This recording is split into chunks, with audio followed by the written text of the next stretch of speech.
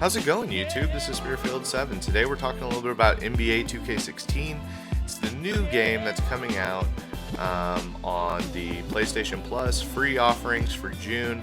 And when I went on YouTube after playing this game, starting to play this game about a month and a half ago, I went on YouTube and I was just intimidated. There's just way too much insider knowledge and so all sorts of advanced tips, but there's really nothing for people who are just like incredibly beginners or people who aren't necessarily basketball fans and just want to try out the game. So today we're going to talk a little bit about MyCareer and MyPark, which is where I live the most on this game. A lot of people are probably going to have differing opinions, but if you want to make a huge impact right off the bat, you should make a big man.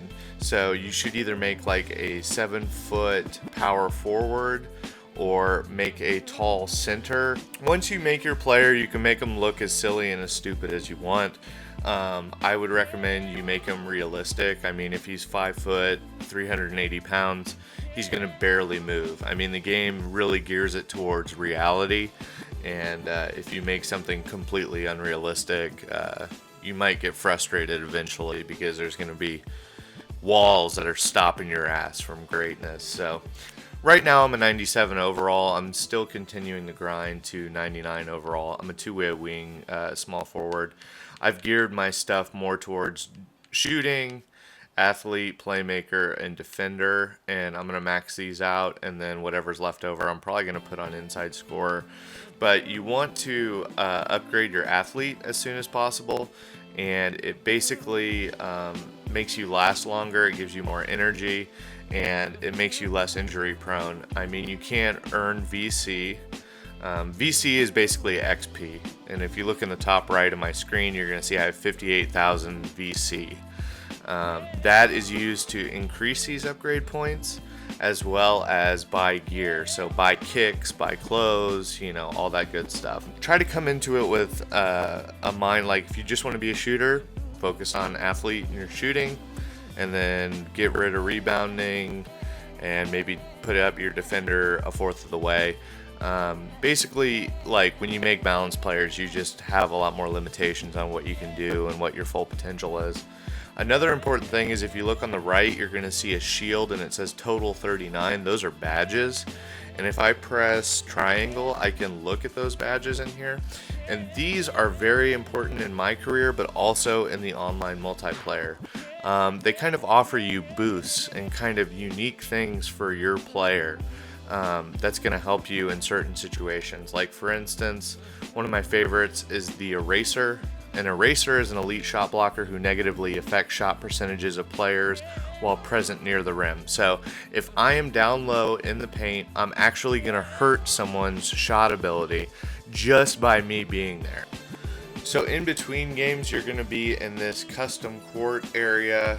I've kind of designed this the way I want it to look, but ultimately you're going to have this menu where you make connections with players around the league.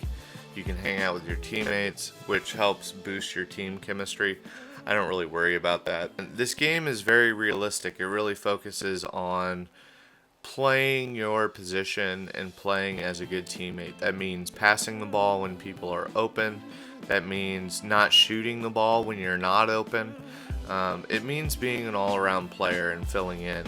As far as connections around the league, I would highly recommend you become friends with your team owner, whoever drafts you in the NBA. There's just a nice little wrinkle. Once you become friends with him, he'll allow you to choose the home and away jerseys when you're playing MyCareer, which is just kind of a fun little wrinkle. Each team has about 7 different sets of uniforms. So the most important thing about building your character right off the bat and becoming dope, hypey savage right off the bat is to do practices as much as possible. You earn this thing called a gym rat badge, which helps you achieve other badges more easily. It gives you more energy and it makes you less injury prone in game. I mean, you can't earn VC if you're sitting on the bench or sitting in a hospital room with a blown out knee. So The one thing you need to know about gameplay is that you will miss. I mean, this is kind of a realistic game. It's not very arcadey. You are going to miss shots. It's just going to happen. So the most important thing to do is just find whatever feel is best for you.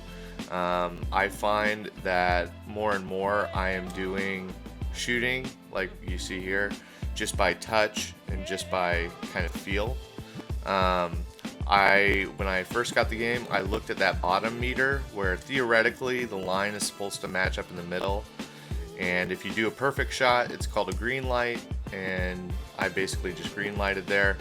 But I find that that's actually not a good indicator of whether you're going to make or miss a shot, because sometimes you'll shoot it over the line and you'll hit it. Sometimes you'll shoot it under. The most important thing is, just like in real life, let go at the top of your jump and drop it. Now, there are two ways to shoot. One is with the right stick and one is with the square button. And I find that the square button, for me personally, I mean, do whatever's best for you, but the square button for me is the easiest as far as forming a rhythm when you're shooting. Another thing is the R2 button is turbo. Holding down turbo is great on offense for me, but on defense you really want to watch out for turbo, because when you are using turbo to run towards somebody, they often find a way to use their handles to get around you. So what you do is you press L2, which will allow you to play the player more closely, and basically the lesson is just lay off the turbo on defense, because you're going to get beat a lot if you're holding down turbo all the time trying to swipe away people. There's NBA animations, and this is really super important. We got all sorts of cool stuff. We got different layup animations, we got different dunk animations, and just make sure that when you own them, you're equipping them, because when you equip them, unless you equip them, they're not going to show up in your sort of repertoire. But release timing, you want to make sure that it is quick, meaning you get your shot off quick. This is helpful in MyCareer as well as MyPark. If you do a slow shot, it makes it a lot easier for people to block your shot, and obviously you don't want that. So under jump shot animations are kind of like choosing a gun in Call of Duty. There are some that are overpowered, there are some that are kind of bad. Basically, you just got to find out whatever's good for your player. But there are some universal ones, and there are hundreds of these, but I've noticed and been told, kind of word of mouth, word on the street, is that release 70 is the one I'm currently using. I really have a lot of luck with this. I get a lot of those green lights, those perfect shots. But also, if you look at, I think 21 and 27 are pretty popular. But if you're just starting out and you don't really want to mess with this right now and you want to explore, Aldridge of the Spurs has a really great one that you can use right out of the bat. I don't think it's very expensive either. That becomes an important thing. This all costs VC for each thing that you unlock. So Aldridge is a very good one. So MyPark is the kind of competitive multiplayer element aspect of this game. It allows you to create squads and play with other squads. When you first start out, they're going to ask you to choose between 3 separate courts.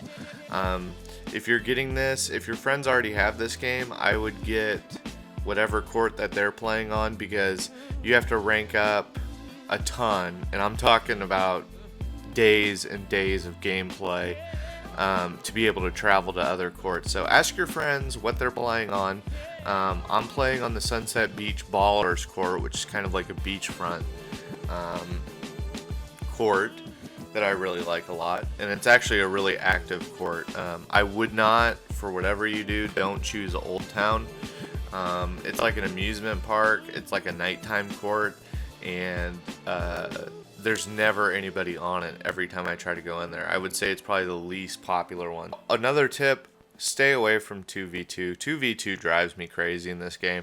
And as I mentioned earlier, creating a big man like a 7-foot power forward or a center, you are going to be a star and be able to contribute right off the bat, even if your attributes aren't very high.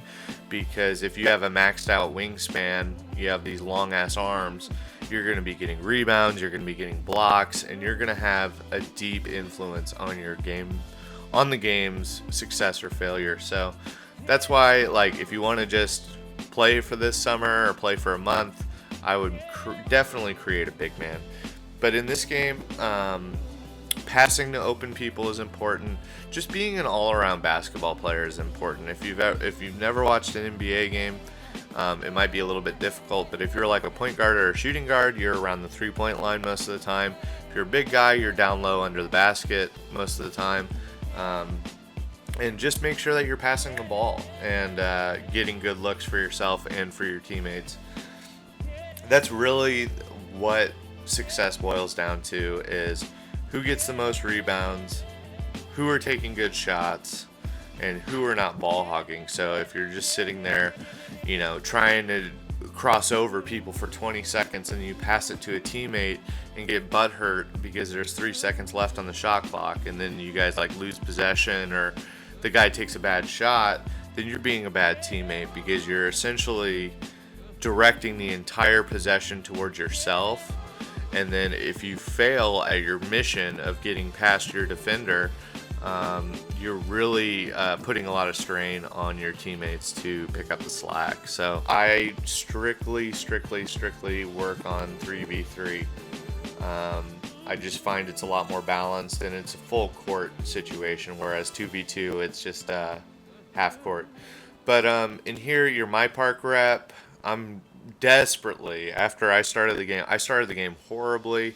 I would suggest that you wait until you're at least an 80 overall as far as your player's rank in MyCareer. Wait until you're an 80 overall, because that way you can actually make a significant impact on your game success. You can try to be carried, but the thing that I don't like about this is everybody just kind of cruises around looking for courts.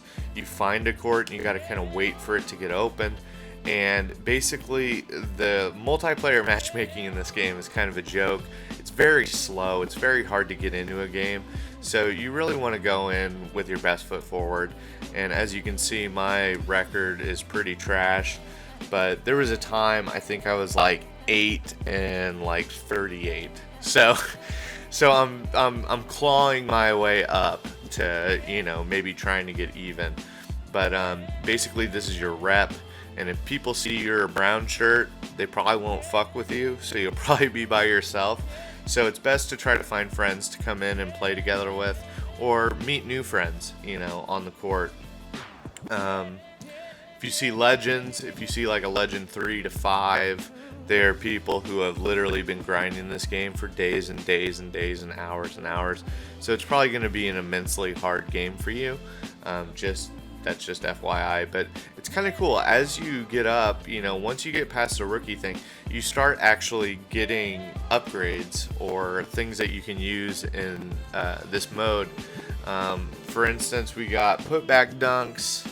You can travel to rival parks, and that's the most important one. But to get to Pro 3, it takes forever to get this far. So once you travel to rival parks, you can go to Old Town, you can play on Rivet City, you can play the other parks. But that's why I think it's most important. If you have friends that play this game, make sure that you're playing on the same court as them. So basically, this is an incredibly long commentary. If you download the game or you're interested in the game and you have any questions, feel free to leave a comment as you're playing. I'll be happy to try to answer anything that y'all are trying to learn or trying to pick up right away.